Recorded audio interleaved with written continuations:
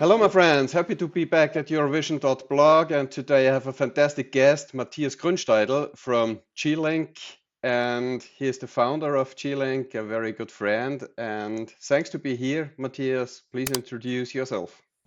Hi everyone. I'm Matthias from Glink. I'm the co-founder of our company, and we are a web-free infrastructure service provider. So, which infrastructure do you provide, Matthias? We started focusing on Chainlink Oracle solutions and expanded from where we provide data infrastructure for 12 chains. And now we have processed more than 100,000 direct request jobs from other smart contracts. And now we expand our infrastructure not only on validating data, but also on validating blocks. There we joined the Alora network, which is an AI blockchain merge network, and many, many more, and try to expand into staking and all kinds of, the whole value chain. So, Matthias, for our guest, can you explain a little bit what is an oracle? There is basically what brought us to this whole ecosystem was the capacity of, for example, Ethereum and all other projects to produce software called smart contracts, where the code is hosted inside the blockchain and executed there with secure guarantees and so on and so on and so on. I don't want to get in every nitty detail, but the main problem with the smart contracts is that they don't that there isn't an possibility to access external data. For example, data which is not natively on the blockchain. And for this, you need an oracle. We decided to use Chainlink as our oracle service solution. Because in our point of view, it's the best software available, and the most from a market share perspective, the biggest market share and so on. That's why we did it with them. So, Matthias, Chainlink, they make the token. So, you're a service provider with Glink. So, what are you doing as company Glink? We help smart contract developers who require a custom development or custom Oracle solutions to get access to data which they desire, for example, weather data or market data or whatever is possible.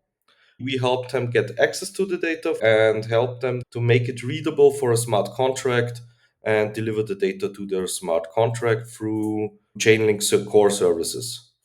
Chainlink has developed the software suite, and we are using the software suite and enabling third parties with that. That's very great. So, you're responsible to supply with real world data and to supply good data. Yeah, we do this on 12 different blockchains, varying from testnets to mainnets. And as I said before, we have fulfilled more than 100,000 customer requests. The customer requested, for example, market data, or for an example which I like and which is easy to grasp is we help an NFT and crypto and stamp and crypto stamp where the customer, when he bought the stamp, the customer can personalize the stamp, and this is done via our Oracle infrastructure.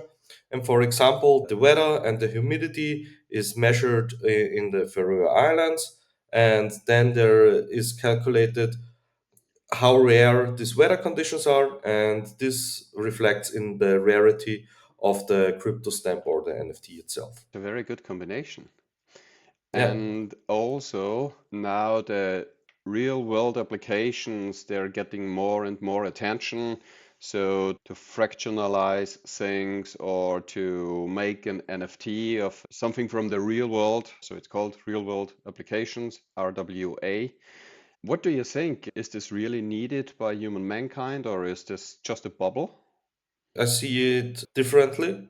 I see some applications, for example, we help to create an insurance protocol. We are in the early stages of that. And I think this is needed because in developed countries, It will reduce the amount of overhead so customers can claim their insurance from a pure time perspective because the whole system is data driven and not reliant on human interaction and paperwork and so on and so on and so on. On the developing or emerging markets, insurance product like in weather or rain or you name it, insurance isn't possible because there are not many big insurance companies have dependencies there in these countries. Therefore, farmers don't have access to this. So I think this is necessary to enable this. So this is why we are a strong believer in the real world applications. Also, the stock market and investment managers or asset managers desire this because they want to reduce the risk profile. Because in a real world asset, I can have both the state of the asset and the contracts defining these assets. This is all done in one place. And this is updated not like a traditional asset, like when there is an audit done every month or every quarter or every year. Basically, with data driven auditing, this could be done like in every second. So the risk of an asset manager goes lower because the asset manager is capable to access the risk in real time. And this is what I think is the and core asset and core concept which will keep the asset class as a whole. As in every asset class or in every crypto cycle, there will be projects or products which will lead to a bubble or help to lead to a bubble and but the solid projects and the solid use cases will stay as it's been in the past. For example, like the many layers which were developed and now it's consolidated to like, I'd say 10, 20 layers. And So if we speak about the weather, it looks like very nice to know the weather forecast and what happened. But for asset managers, it's very, very important about, yeah, how the weather is going on. And because if they buy some futures for wheat to see, hey, is it really good growing? Can we feed the world with it, or do we have to find something else? So this is really important for us this is for the one weather. example. For example, KYC is another thing where assets need to be KYC'd who the owner is or who the current holder is, or credit rating of an product or good or service. So these are many layers, and therefore the hunger for data I think will increase in the whole blockchain space, and Mhm, that's why we are mhm. here. So you also supply oracles with KYC data, with credit ratings. We are capable to supply every data point where Mhm, there is an API interface available. mhm, It's basically data agnostic in the form of KYC data. For now, we don't write the data on chain. We just write that an hash value of the data, for example, on chain, so that the chain of verification is not disturbed. So, and also the privacy rights of the user are not because mhm. this is an issue with yeah using personal data. And we now can see that this is very important.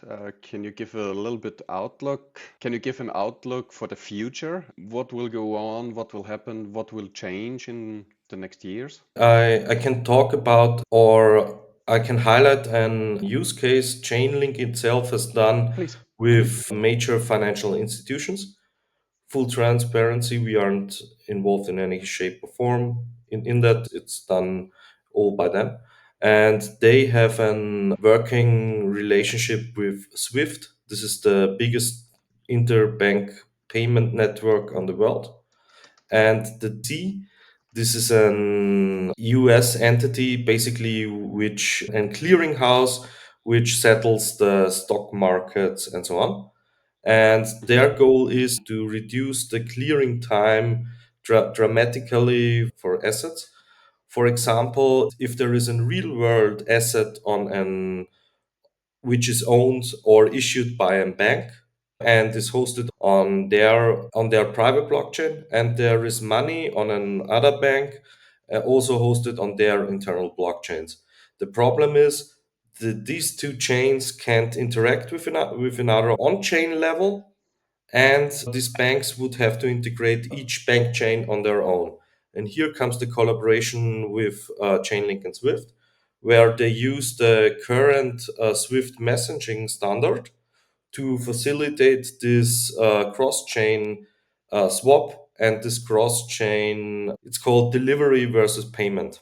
You have like in when the message is sent, also the goods are transferred to the other chain, and this helps, yeah, to get the isolated liquidity which is hosted on each of their bank chains or on private chains, to get access to each other. And in my personal opinion, it will take a few years, and after that it will also get access to public blockchain space, because the value which is saved in the space will always grow more. So the value in the space, which space do you mean? The public blockchain space as well. I think the whole banking and asset management system will sooner or later be tokenized, or a fraction of it will be tokenized.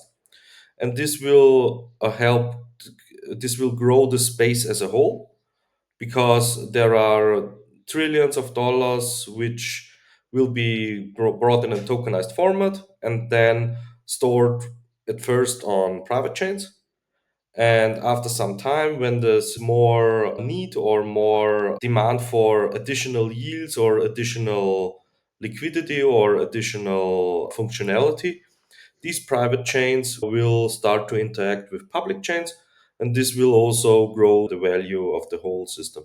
So, in my point of view, we are in the early stages of the whole smart contract, yeah, asset systems, however you want to call it. Matthias, in the blockchain space and crypto space, many people talk always, hey, we have to kick out the Swift payment system. Blockchain is much faster. Swift is very slow. Is this possible? And is it useful to replace the Swift system? In my point of view, not, because Swift is basically an private public key network. In my point of view, it's not possible or necessary to get rid or disrupt the Swift network, because I think the better approach is to enhance its existing capabilities with a blockchain integration layer like Chainlink is doing. And this will enable all member banks, it's like 11,000, to immediately access or interact with the whole blockchain sphere. The whole banks or financial institutions don't have to reinvent or don't have to change or do major changes in their existing infrastructure. And that's why I think this will be the winning approach in the future, because they can still use their where all their employees are trained in. They can read Swift formatted messages. They are familiar with this, and basically it would be in the whole blockchain ecosystem would be a new member bank from a pure Swift messaging format point of view. And that's why I think this will be the more successful approach than to think that banks or traditional financial institutions will rip out major parts of their existing infrastructure or software suite and retrain every member, and so on and so on and so on. I don't think this will happen. So Swift is established and it's working, and It's all the the banks biggest. are It's the in the biggest system. private where all or the parts of our industry are relying on is the principle of private public message signing, and the Swift network is the biggest network of these kind of things. And yeah, it clears. I don't know. I'm not 100% sure, but it clears more than $1 trillion each day. So it's, in my point of view, it's here to stay. But to add on blockchain solutions. For sure, because projects like Chainlink are able to enhance this private public messaging system with blockchain capabilities, both on the private blockchain world and on the public blockchain world. So yeah, I think it's for banks, or it's an easy decision on how to move forward into this space, because otherwise they would need to train professionals for each blockchain, for each system they want to integrate, and so on and so on and so on. And so they can rely on existing infrastructure and existing trained people. So I think this will be the approach in the future. Yeah, that's really good to hear. So blockchain is not here to kick out something. It will be additional and be a big help Yeah, for our society. yeah, I hope so. And Matthias, if we come to the negative aspects of the blockchain technology, the smart contracts, if you hack them, you can get a lot of money out of the system in an illegal way. What is your opinion here? You are right. If you can hack or get access to a major amount of funds with using exploits in not tested or not enough tested or audited smart contracts. This is 100% sure. But given the nature of chain and the transparency and ability to review every transaction and to see basically where the money went, it's easier, let's put it this way, to track the money until it reaches an off ramp where it is possible to exchange or to trade an crypto asset to fiat money. This can be over the counter, this can be regulated exchanges, this can be a peer to peer transaction. There are many ways to do this, but until then, you can track them and a high amount of money. And if you want to trade, for example, 10 millions of dollars over the counter or via an exchange, it will trigger their risk and alerting systems. So typically, if an exchange or so is exploited, there will be an agreement found with the hacker or the team who has done it to get them bounty, because they basically raised an security issue and they get compensated for that and the funds will return. This is basically how it's done in the industry or in the real world. But other entities which where their sole purpose is to launder money, I think crypto assets are one of the worst asset class to do this, because as I said, the traceability and so on and so on and so on. And I think, for example, cash is way easier to do fraudulent transactions with than any form of digital transfer. If it's fiat money transfer, or is it a blockchain enabled transfer, it's easier to do it via cash than any digital form, in Also my the opinion. reason that's also the reason why the IS they canceled all their crypto wallets, because all transactions are traceable. So money laundering with cryptos is not so easy than with fiat. Yes. And do you think, and you're also here to prevent money laundering? No, from our use case is validating data. This is what we do. There are great companies out there which are specialized on the whole forensic part of things and help people and institutions to trace this. We are focused on validating data for smart contracts and providing infrastructure and like Mhm. running Ethereum nodes and so on and so on and so on. This is our focus and our purpose of the company. That's good to make it clear. There are other companies who supply forensic analysis. You are here to provide data. Yeah. Yes, that's very important. A future outlook providing data. Do you think we already have enough data here, or do we still need more data? I think both.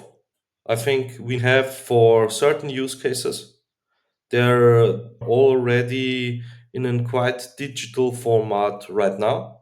The transition for these use cases, if necessary or if wanted, to a blockchain or smart contract application can be straightforward and easy be done. Let's put it in this way.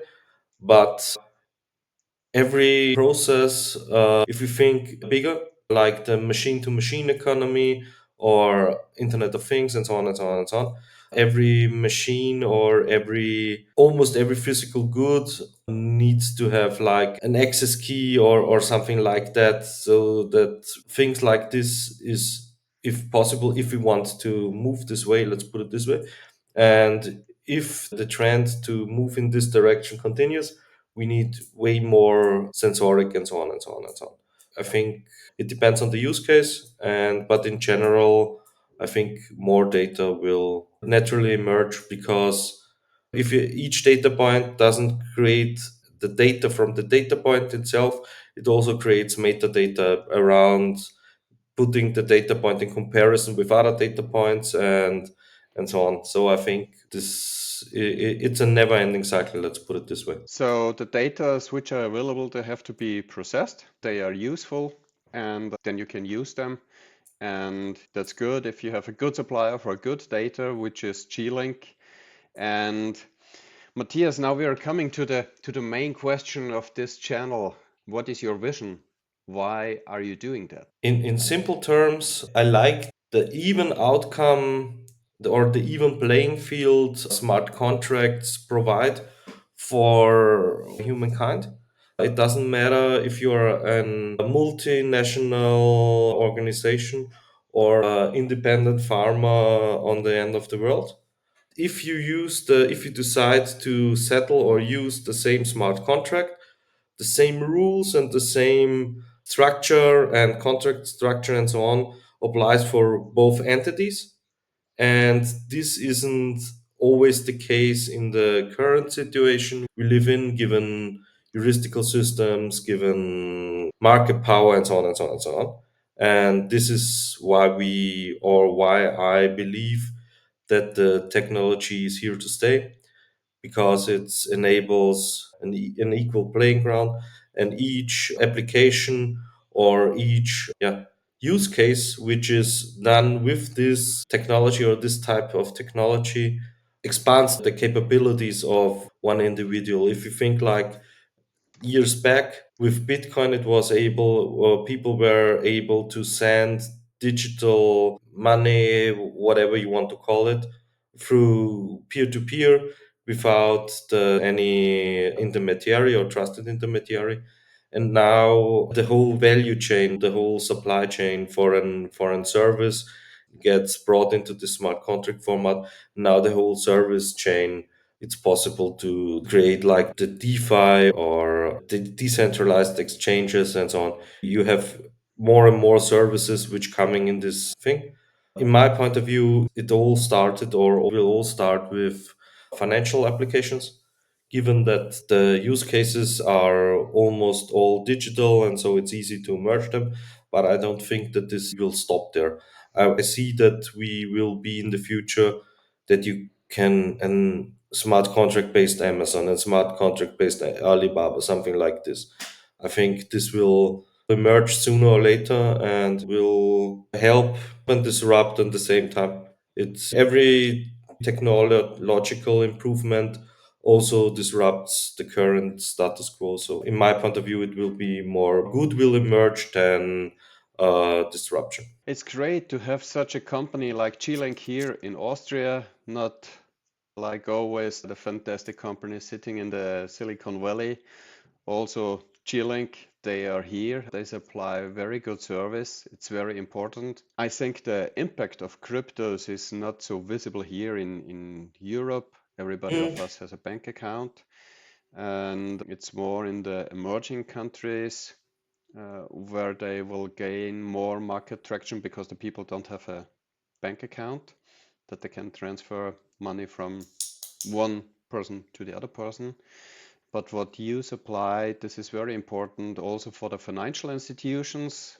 And so, who are your main clients? Who should contact you? Are this individuals? Are this banks? Are this insurance companies? Our service and our partner offers is basically all tailored for enterprise grade customers.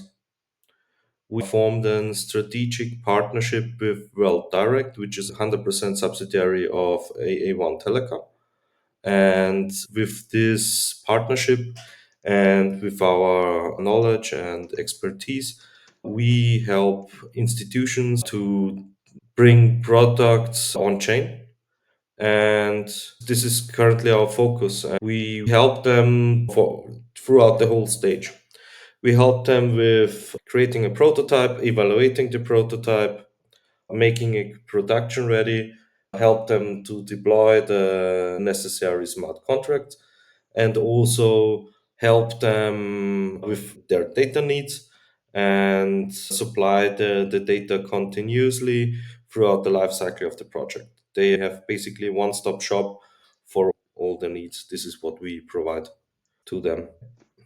Wow, so your clients get everything out of one hand. That's Yeah. fantastic. So, what is it about the production cycle if insurance company A Mm. contacts you that the product is running? So firstly, it depends on how integrated it should be into their existing system. This is the main time frame. And secondary, how complex the topic is and how detailed legal clarity needs to be established. Or because in the whole insurance space, there are tighter regulated fields and looser fields. It depends on which field, but ballpark number, I would say half a year. Okay. Oh, that's good. So here we have to say, hey, insurance companies, you have to contact Matthias very early that you can integrate it, make your life easier, and make the complete processes easier for the people who are working Yeah. for the insurance company. That's very important. You also can help for the machine to machine. Yeah, basically there is an API interface. We can securely access it and we can maintain the service that the data communication is established and publish it on various blockchains, whatever you decide. If it's a private, public, whatever chain. You Here. decide where you want to run your application and you decide, yeah. And So you we make the machine-to-machine interaction and also help here that everything is flowing fast yeah. and without interruptions. That's really great. That's fantastic. So it was really a pleasure to have you here and all for your information, insights, and the outlook. That's really great. I think this video is more an education video. We learned a lot, the background in the financial industry. That's really great. Thanks a lot for your interview. That's really fantastic. Thank you, Matthias. Yeah, thanks for your time. Bye. Was a pleasure.